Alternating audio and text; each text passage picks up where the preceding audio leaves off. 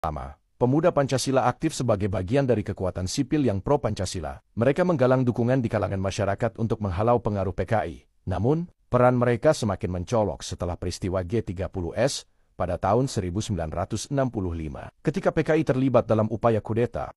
Setelah peristiwa tersebut, pemuda Pancasila bekerja sama dengan TNI Angkatan Darat untuk menumpas elemen-elemen yang dianggap pro-komunis. Hal ini sekaligus menjadi titik balik bagi organisasi ini karena mereka menjadi semakin dekat dengan militer.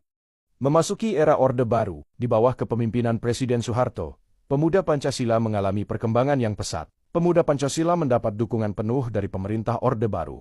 Organisasi ini sering dijadikan alat politik oleh Soeharto untuk menekan lawan-lawan politiknya. Di masa itu, pemuda Pancasila juga memiliki hubungan dekat dengan Partai Golongan Karya atau Golkar, yang menjadi partai politik dominan di bawah Orde Baru. Mereka turut berperan dalam menjaga stabilitas politik yang diinginkan Soeharto, dan seringkali ikut serta dalam kegiatan yang pro-pemerintah. Hal inilah yang membuat pemuda Pancasila berkembang menjadi ormas yang cukup kuat dan punya pengaruh besar di masyarakat.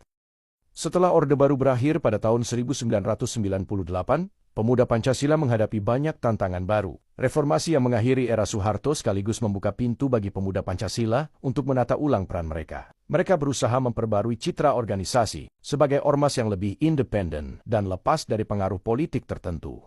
Namun, masa lalu yang penuh dengan kontroversi masih menjadi tantangan besar bagi pemuda Pancasila. Banyak pihak masih mengaitkan organisasi ini dengan kekerasan dan kegiatan yang dianggap kontroversial selama masa Orde Baru.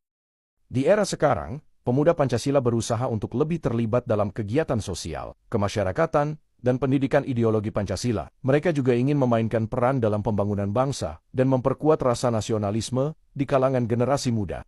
Meskipun tantangan masih ada, pemuda Pancasila terus berupaya memperbaiki citra dan menunjukkan komitmen mereka untuk mempertahankan Pancasila sebagai ideologi negara. Itulah sejarah pemuda Pancasila, dari awal pembentukannya hingga perkembangan di era reformasi. Organisasi ini telah melalui berbagai fase yang penuh dengan tantangan dan kontroversi. Di era sekarang, pemuda Pancasila berusaha menjalankan peran yang lebih aktif dalam masyarakat. Terima kasih sudah menonton, dan sampai jumpa di video berikutnya.